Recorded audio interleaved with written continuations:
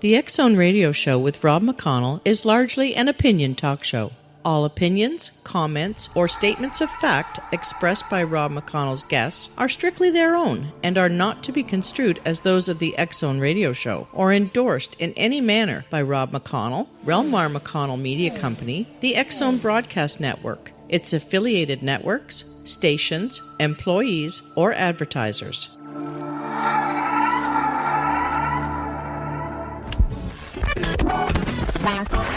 All Hit Radio.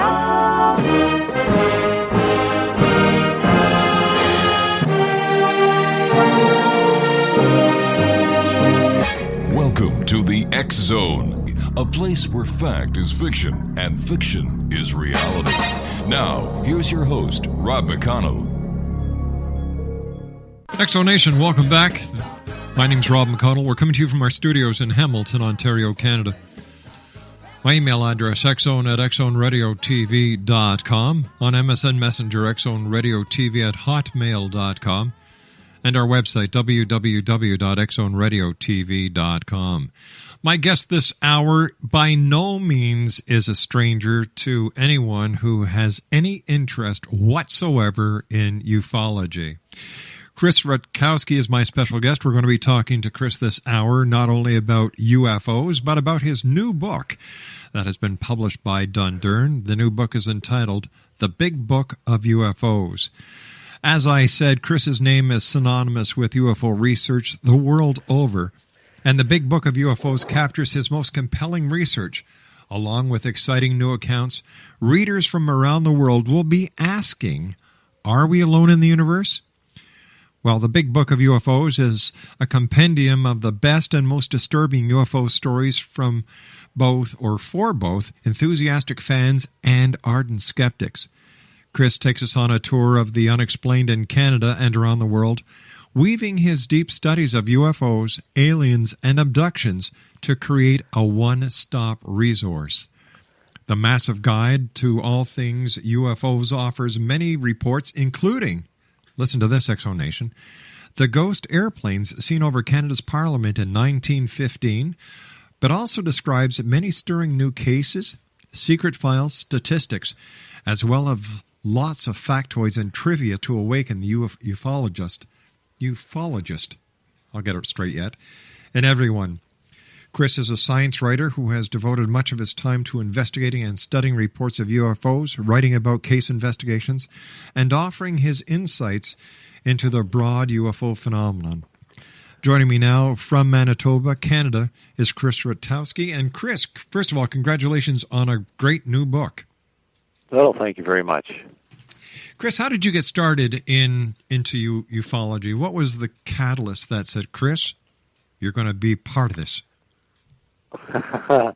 Well, it started back in the 70s. I have been around a little while, and I went right from high school into university, and one of the courses I took was astronomy, because at that time we were just finishing up the Apollo program, and everybody was talking about going to the moon and what will we meet? Will we meet aliens out there? Is there life out there? It was space was the real big thing back then, and there's a lot of excitement. And at the same time, coincidentally, in the mid-1970s, there were a series of UFO sightings across Canada. 1975 and 76 was a bit of a wave. There were flaps in Manitoba, and I thought, well, I'm interested in this sort of stuff, I suppose, peripherally, but, in astronomy you're told that there's no such thing as UFOs. In fact, our professors were adamant that UFOs are complete nonsense. There's nothing to it whatsoever. And yet, what happened was, in the astronomy department, I happened to be standing around in my professor's office one day when a phone call came in from someone from the public wanting to report a UFO. And of course, since UFOs are nonsense and he couldn't be bothered with such things, he was a little bit annoyed. And I said, you know what, why don't I take these calls for you, trying to get in good with my professor. And he said, yeah, that's a good idea. So I took the call and spoke to the person and took down some information. I was a little bit puzzled as to why they would report such a thing since no such things existed. And that was that, except the calls kept coming in day after day. And pretty soon I encountered cases I was really puzzling about as a scientist. These things shouldn't possibly exist. I'll go out and maybe talk to these people. So I went actually out into the field, ended up talking over the next number of weeks and months to hundreds of people who had seen UFOs, and using as much scientific knowledge as I could apply and the methodology, there were cases I simply could not explain. All right, here Chris. was the dilemma. Chris, we've got to take our commercial break. Please stand by. Okay. Chris Rutkowski is our special guest. The Big Book of UFOs. I'll be back on the other side of this break. Don't go away.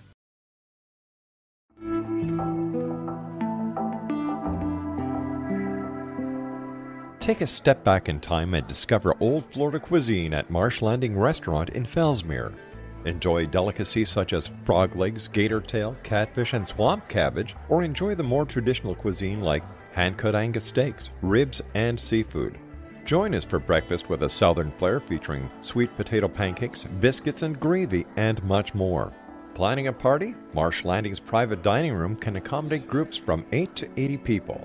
While you're visiting, enjoy the historic pictures, artifacts, and stories that line the walls. Marsh Landing is truly a unique experience. Marsh Landing Restaurant, 44 North Broadway in historic Fellsmere, or visit marshlandingrestaurant.com. Marsh Landing, old Florida cuisine at its best.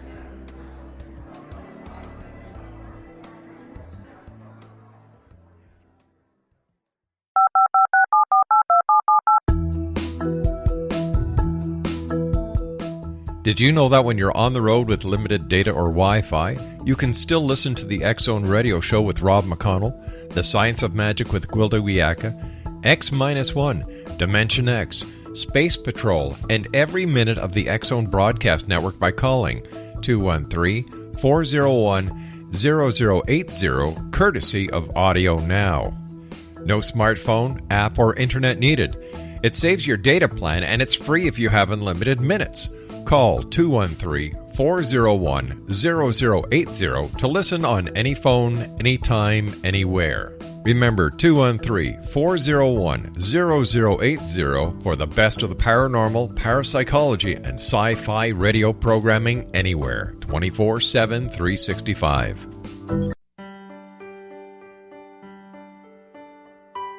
We all desire health, happiness, and fulfillment, but often get in our own way. Repeated patterns that leave us out of control can keep us feeling powerless, frustrated, and unable to move forward in spite of our best efforts. Unconscious patterning disconnects us from our gifts, often destroying the very thing we seek. But there is an answer. We can take charge of our destiny and heal the trauma of our history. Shamanism is an effective ancient modality that can reconnect us with our true selves, empower the creation of our dreams, and return us to health and balance. Cody Alexander is a certified shamanic practitioner and teacher with 11 years' experience. Email healingpathways33@gmail.com or visit codyalexander.net to schedule a long-distance shamanic session today.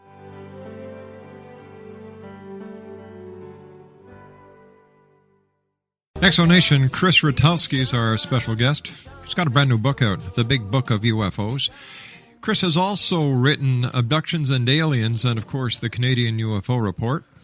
And for more information on Chris, visit his blog at uforum.blogspot.com. That's uforum.blogspot.com. Okay, Chris, before we went to the commercial break, you were telling us how you were trying to get in good with your professor and you started taking the UFO calls. Do you remember the first case you actually went out and investigated?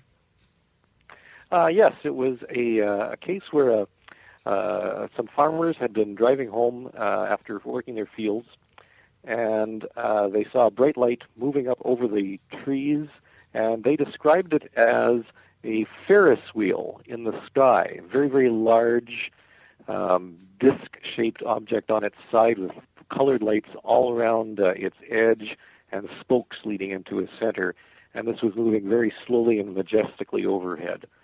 And I tried my best as an astronomer to explain this away as Venus or a hot air balloon or something, and it just didn't cut it. So I ended up being asked to present what I heard and discovered to people in the astronomy department and throughout the university, and I just told it straight. And by golly, I found the interest was definitely there. People were fascinated by this. They wanted to know more and more. And before I knew it, I was being asked to give more talks and invited to write up what I've seen. And that spun out into writing some books and articles and a number of other appearances. So it sort of took off from there.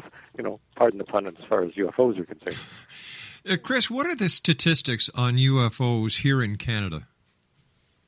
Well, they're pretty significant, as a matter of fact. Since 1989, myself and Jeff Dittman have been, who's one of my colleagues here with ufology research in Winnipeg, have been compiling annual data on Canada. Back in the mid-1980s, I realized we really didn't have a good handle on how many cases there were throughout the entire country, where there are more sightings in Ontario versus Quebec and BC versus Saskatchewan and so forth, and what types of characteristics did these objects have. So I wanted to know and get good data. So I started corresponding with other researchers and then investigating much more actively myself, and soon began compiling this, what is called the annual UFO survey for Canada. And back then, I think we were getting something like 150, 175 to 200 cases per year throughout Canada. And then as we are collecting and gathering abilities and technologies got a little bit better with the advent of the Internet into the 90s, for example, we were able to learn more and more cases, and people were able to send their cases into other repositories. And we started getting 500 or 600 cases per year until they reached an all-time high in 2008 of more than 1,000 UFO reports in Canada in 1 year. 2009 was a little bit lower, somewhere in the 700s, but that means that the 1,000 was probably a glitch, because just so far in 2010, we obviously won't complete our study for at least another 6 months or so, but we're seeing numbers back from the 2008 level. So when you're looking at that amount, and we're probably close to 10,000 UFO reports in Canada on file that we have over the past 21, 22 years, that's a significant number. And there have been polls that suggested that 1 in 10 Canadians believe they've seen UFOs. We certainly don't see those numbers of reports, because another factor is that only 1 in 10, or perhaps lower than that, perhaps 1 in 25 people who have seen a UFO actually report it. So, but nevertheless, when you're thinking 1 in 10 people in Canada believing they've seen a UFO, and that percentage is about the same throughout North America, you're talking about a very significant number of people throughout the country and in other countries who believe they've seen UFOs. When did UFOs really start being seen in Canadian skies? When was the first recorded reporting of a UFO, Chris? Well, the first one actually goes back into the 1600s. Wow! When some of the missionaries working in what is now Montreal had been spending some times with the indigenous people there, and they had said that they had seen flaming dragons and balls of fire moving throughout the sky. Now, of course, many of these certainly could have been fireballs, bolides, giant meteors, that type of thing. But they were puzzling, and they were recorded in some of the diaries and journals of the Jesuit missionaries of the time. And we have records of objects in the sky for which there's no explanation dating back to the 1600s. So we've got quite a long history here in Canada. In your opinion, Chris, what is the most conclusive UFO sighting that has happened in Canada that, to you, proves beyond a shadow of a doubt that UFOs are real? Well, I mean, I have to couch my answer in the semantics that we know UFOs are real because unidentified flying objects are reported. I mean, people see them all the time. Whether they are alien spacecraft or military vehicles or something else, a natural phenomenon, that remains to be seen, and I think every case has to be looked at individually. I don't think we can make blanket statements, but the case to me that really proves that there's something worth studying and that there's something very unusual going on, is the one for which I had the most involvement, which was the Falcon Lake case of 1967 with Stefan Michalek. Now, actually, I wasn't investigating that long ago, but as it turns out, by complete happenstance, I actually was a friend of this witness's son at the time here in Winnipeg, and got to see the burns that were on his body and to talk with the family firsthand back in the 1960s. And for those who aren't aware, back in May of 1967, prospector Stefan Michalek was trying to stake a few more claims. He already had a number of claims for silver and whatnot in the area right along the Manitoba-Ontario border, inside Manitoba in a place called Whiteshell. And on this particular day, he had stopped for lunch, and as he was sitting around lunchtime, two objects, which were, for lack of a better expression, looked like flying saucers just right out of Hollywood, flew overhead. One landed on a rock outcropping nearby. There was a door which had opened in the side. Lights were streaming out, and this witness, Mr. Michalek, actually walked up because he thought perhaps this was some sort of American secret weapon or a landing vehicle of some sort. And he bravely walked right up to the side, put his hands on the side, and poked his head through the doorway to see an array of flashing lights. He felt an intense pain because the side of this thing was very hot. His gloves were actually burned. The door shut all of a sudden. The entire object, which was about 35 feet across, rotated. A big grill-like array was in front of him. When it rotated, a blast of hot gas hit him in the chest, knocked him to the ground, setting his clothes on fire, setting some vegetation on fire, and the thing took off. Mr. Michalek was eventually treated in hospital for second and third degree burns, and he actually ended up at the Mayo Clinic, where doctors were puzzled over his condition, and he was given later a psychiatric assessment, which suggested he's not the type of person to make things up. Later investigations by organizations such as the Royal Canadian Air Force, the United States Air Force, provincial departments of mines and natural resources, as well as RCMP and a host of other agencies investigated. They went out to the site. There had been some radiation found in some of the vegetation and on some of the clothes which were left behind. There were pieces of radioactive silver found in a crack in the rock over which this object hovered. This case is so full of physiological and physical evidence, plus an incredible story. To me, it's easily one of the most profound cases on record anywhere in the world. There was also a case that I came across in your book about UFOs, or ghost airplanes, seen over Canada's Parliament in 1915. Mm-hmm. What was that case about, Chris? Yeah.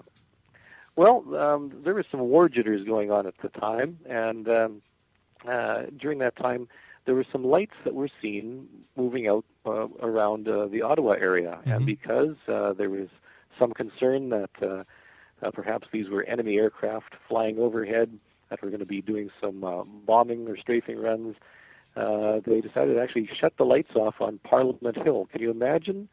All of Ottawa blacked out because UFOs were seen coming towards Ottawa from the east, and many people had seen them, and yet there still wasn't any satisfactory explanation. Although a number of people had suggested perhaps they were some fire balloons that individuals had put up for some festivities, and yet this caused such an uproar that the mayor of Ottawa had worked with defense individuals in the Ministry of Defense and said, let's black out Ottawa, including Parliament Hill, because this is a possible threat.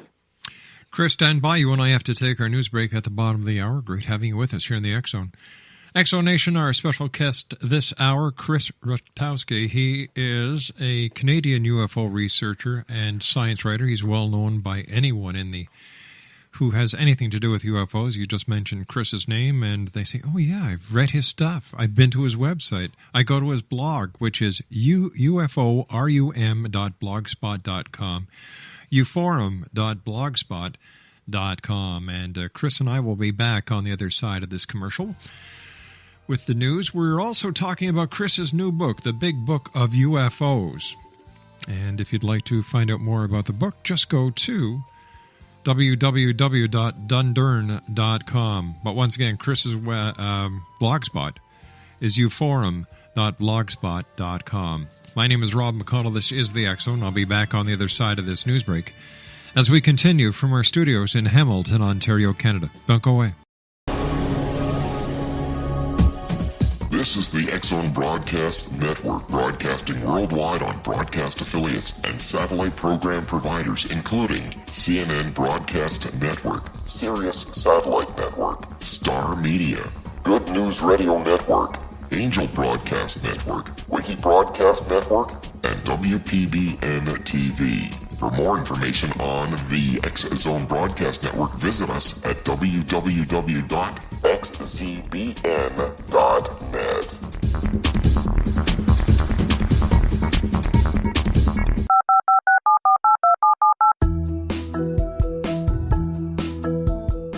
Did you know that when you're on the road with limited data or Wi-Fi, you can still listen to the X Zone Radio Show with Rob McConnell, The Science of Magic with Gwilda Wiyaka, X-1, Dimension X, Space Patrol, and every minute of the X Zone Broadcast Network by calling 213-401-0080, courtesy of Audio Now.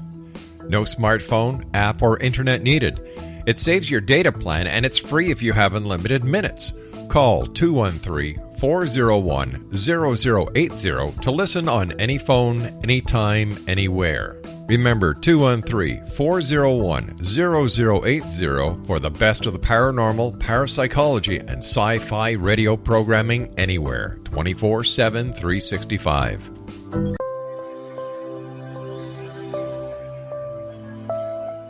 There's a legend shared by many indigenous cultures of a time when the nations were cast to the four corners of the world. Each nation was given a body of sacred knowledge that held a different portion of the truth to preserve. True reality could not be known until all the nations reunited, combining the information. If a single one was missing, the world could not be reborn and darkness would prevail. The Science of Magic Radio is dedicated to reuniting the sacred knowledge. With the understanding, none of us has all the answers, but together we can open new perceptions and possibilities. Through our combined vision, the world can be reborn into a place where darkness no longer prevails. Join me, Gwilda Wiyaka, and the Science of Magic daily on the X Zone Broadcast Network, xzbn.net, or visit us at thescienceofmagic.net.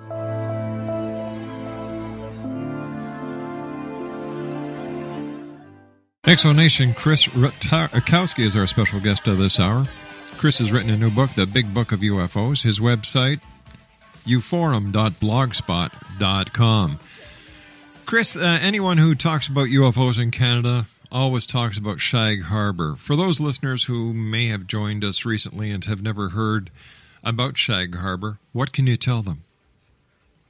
Well, oddly enough, in the same year that Stefan Mihalik had his encounter, something very unusual happened out in Shag Harbor, which is just off the coast of Nova Scotia.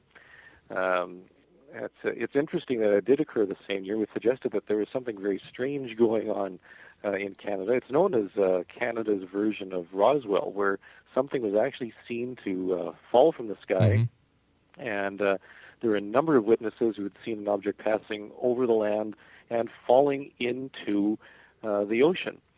And people were on shore watching this thing slowly stay on top of the water for a while, and there was a bright light that slowly made itself under the water, and people had called for rescue because they thought it was, perhaps an aircraft, perhaps something else.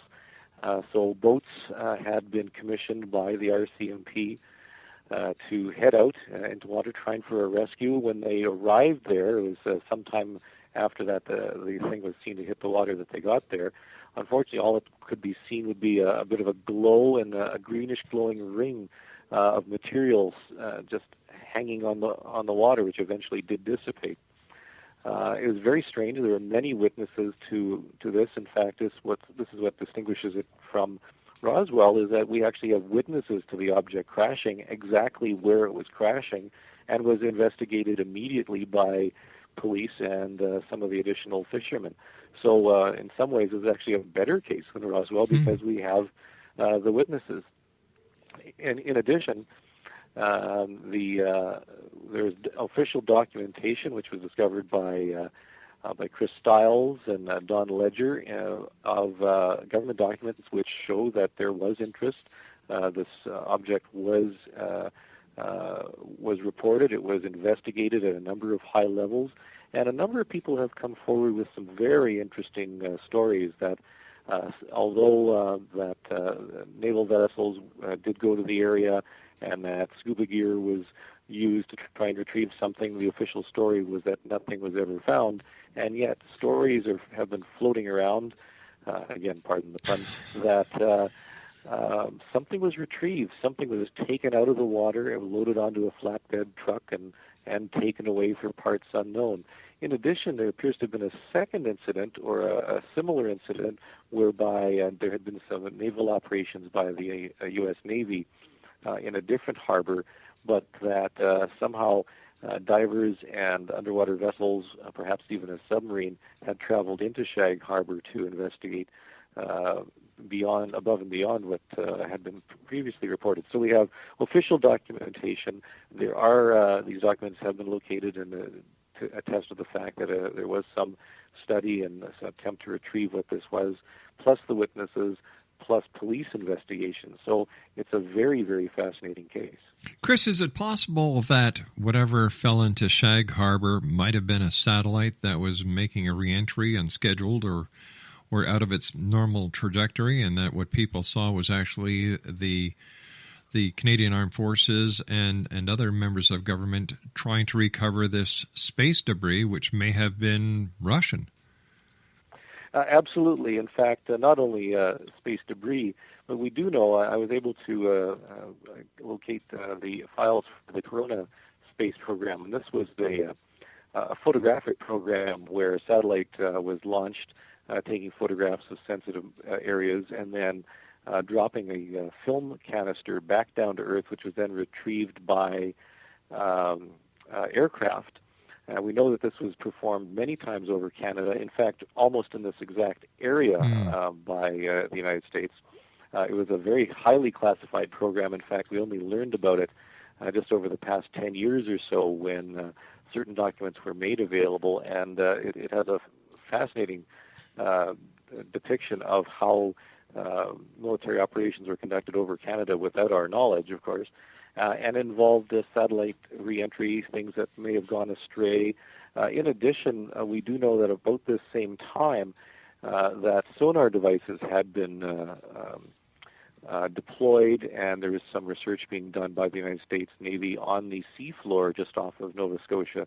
So there's no question that there were some military operations underwater at the time as well. So we're not saying that the Shag Harbor incident was definitely alien in any form necessarily, but there certainly was something unusual going on. It may have had some more terrestrial origins, but was still very mysterious. Chris, talking about extraterrestrials, UFOs, alien abductions usually come into the conversation sooner or later. To the best of your knowledge, Chris, has there ever been an alien abduction reported in Canada? Oh, absolutely. In fact, many individuals have come even directly to my attention, have approached me with some very interesting stories. I actually had a military officer come to me, come into my office and say, I can't tell my commanding officer this, but I believe that I have been abducted by aliens. So the stories themselves are actually relatively common. What's really going on, it's difficult to say. Again, I think case-by-case studies have to be evaluated. In some cases, I think people are perhaps not necessarily hallucinating, but are having some dissociative events. In other cases, where it seems that there is no psychological pathology or psychopathology, involved. There's no reason for people to make up the stories, nothing that would indicate stress or trauma, and yet they have fascinating and very bewildering stories of objects or creatures coming into their bedrooms, living rooms, whatnot, while they're driving, while they're in a variety of locations, and having very strange experiences involving encounters with creatures that appear to be from another planet. In some cases, the next step beyond abductions is, of course, contactees, where the aliens appear to impart knowledge or information to the individuals who then believe that they were chosen as emissaries or for information or to give information to the rest of humankind. So there are a number of categories, but these cases are relatively common. They were certainly more common back in the 80s and 90s, not as common anymore, although there are still some very prominent cases which are throughout the world. Stan Romanek, I'm sure you're familiar with down in Canada, but in the States. Mm-hmm. He's a classic case where something appears to be, if you can use the term, haunting him. There's a crossover from aliens into the ghost realm, perhaps, where the aliens appear to be in his windows, and he has a number of other bits of information and knowledge that have been imparted to him in one way or another. And the debate rages as to whether this is something real that's occurring or something that's in Stan's imagination. So it's absolutely fascinating as a phenomenon. Whether it's a real phenomenon in the sense that it represents something that aliens are really doing, that's another question entirely. I remember a couple of years ago, Chris, maybe 5 or 6 years ago, we were constantly getting reports about cattle mutilations, and then prior to that, there were the reports of the Men in Black. It seems that Men in Black reports are way down, and cattle mutilations, are they still happening? Cattle mutilations are still occurring from time to time. I know that Barbara Campbell out in Saskatchewan is investigating a few cases from time to time, although they're very rarely reported, as you mentioned. Not only that type of UFO-related phenomena, but also landing rings and landing traces. Ted Phillips, of course, has a catalog of thousands of UFO reports in which objects were seen to descend to the ground, touch ground, and leave behind some sort of physical evidence. Those cases are almost completely absent now in UFO report literature, replaced by things like crop circles and the alien abduction phenomenon itself leaving behind some traces. So the physical trace cases of physical craft touching down and taking off, those appear to be gone for the most part, and yet we have some additional strange types of UFO-related phenomena which have supplanted them. So the puzzle of the UFO phenomenon continues to evolve and change in a lot of different ways. Chris, why do you think the governments of the world are keeping what many people believe to be the truth suppressed?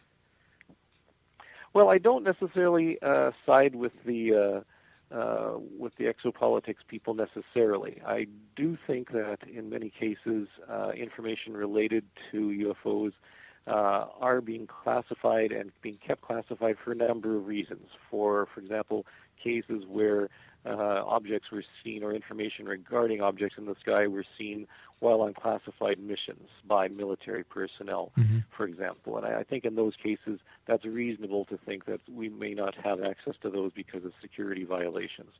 I know that here in Canada, I routinely get reports from Transport Canada, from National Defence, and other official agencies. So the transparency in Canada is actually quite significant. In fact, this year, perhaps I have received maybe 15 to 20 such reports going through official channels. That doesn't mean that I get everything that's reported. I don't believe I do, but I do get quite a few reports through arrangements with those agencies. So we do know that official agencies and the military are reporting and investigating these cases. There was an interesting case just a few days ago, as a matter of fact, from the time we're taping, of something that was seen over New Brunswick. And the witnesses there were interviewed by military individuals regarding their sighting, and that's one case that I have not received, even though I do get other cases, including some from New Brunswick. So I don't think I'm getting all of them, but the transparency is very high compared with the United States, for example, where military cases and reports of UFOs have basically been cut off from UFO researchers since Blue Book shut down back in the 1960s.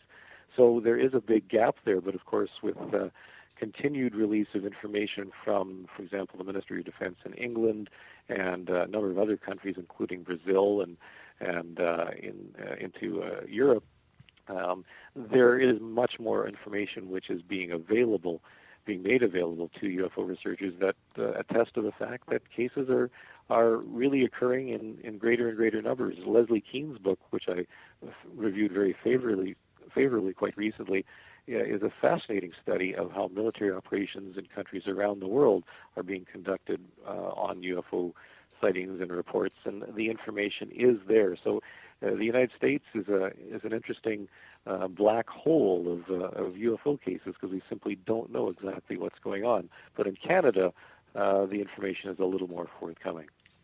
In your opinion, do these UFOs pose a threat to national security or to the citizens of this planet? I don't think that UFOs pose a threat to people in general. I can understand where reports of UFOs might be a security problem.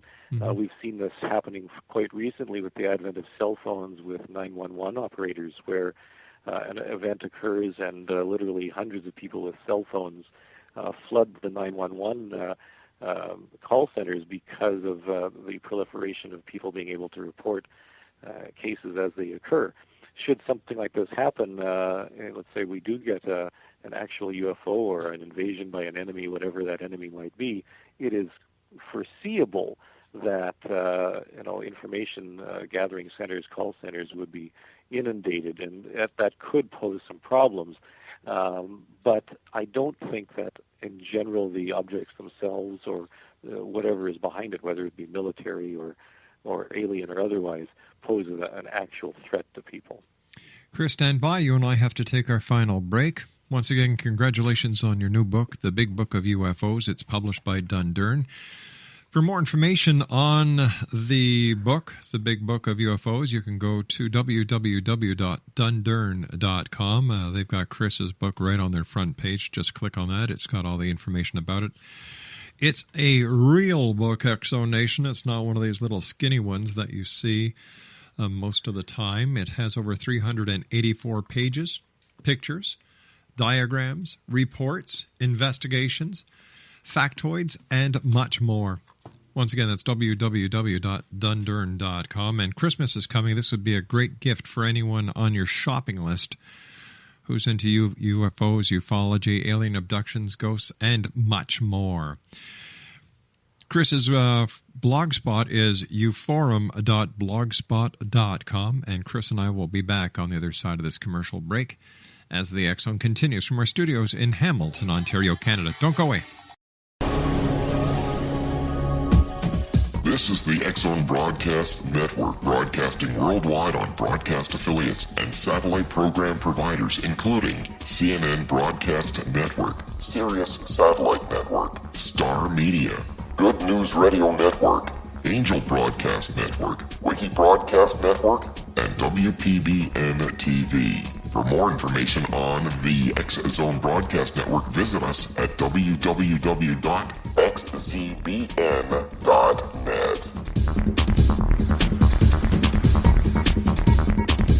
19 Sergeant Central. 19 Sergeant, check. Officers on the scene. Hi, I'm Larry Lawson, host of Paranormal Stakeout. With over 36 years in law enforcement, I have learned a few things. The most important is the proper gathering and preservation of evidence is vital to putting the bad guy behind bars. It's no different in the world of paranormal investigation. Whether it's the search for the afterlife, cryptozoology, UFOs, and extraterrestrials, how we gather the evidence, preserve that evidence, and present it to a jury of our peers will make the ultimate difference in proving the existence of worlds and entities that are beyond our imagination. Join me, Larry Lawson, every week on Paranormal Stakeout when, along with my guests, we'll take a journey to prove with indisputable evidence what man has struggled to believe for centuries. Go to xzbn.net for the broadcast schedule and check me out at paranormalstakeout.com.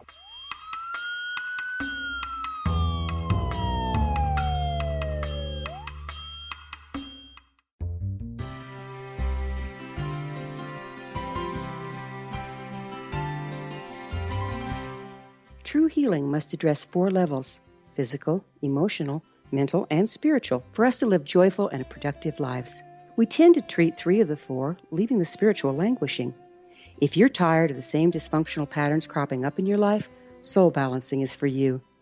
Trixie Phelps, owner and founder of Soul Balancing, is a naturally gifted energy healer trained in numerous esoteric forms, including shamanism. Trixie has created a powerful modality that safely and effectively clears your energetic field. A soul balancing session can remove interference, heal trauma, and restore your hope. Contact Trixie for a life-changing long-distance session today, www.soulbalancing.world.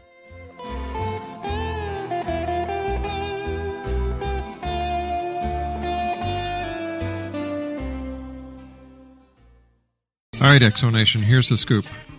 Christmas is coming. Well, if you need to get a gift for somebody who has a very, very devoted interest to ufology, here's the book. The name of the book is The Big Book of UFOs. It's written by Chris Rutkowski. And I'll just give you a little bit of a taste of what you'll find in these 384 more pages of this book. There's photographs, there's diagrams, there's factoids. Part 1, Life in the Universe. Part 2, UFO sightings from past to present. Part 3, Contact, Abductions, Creatures, and the Search for Proof.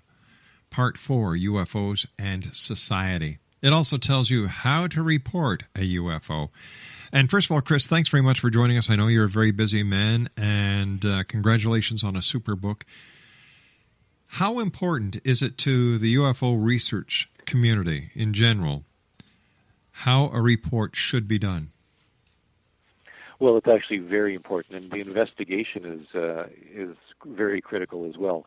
We're finding that, for example, on the internet, there are a number of websites where people are reporting their cases, their experiences, and yet there's very little follow-ups and actual on-site investigations. This is not just in Canada, but literally around the world, and it's because there really aren't any really good pool of dedicated and very knowledgeable investigators anymore. It used to be during the advent of the days of APRO and NICAP and QFOS and other groups that every state seemed to have 20 or 30 investigators who could fan out and investigate cases dozens of miles away. That doesn't exist anymore. We do get many reports from all around the country, but they tend to be investigated by email, if at all, and perhaps a phone call or two, and we just don't have the in-depth investigations, on-site investigations, and it has to do with lack of funding, lack of resources, and lack of initiative on the part of some of the individuals involved who are collecting the information. The websites that provide information on how people can report cases and list them, for example, if the cases aren't followed up and investigated, we really don't know what became of the incident, whether the objects were explained, whether they had possible explanations, whether there were some supplementary witnesses.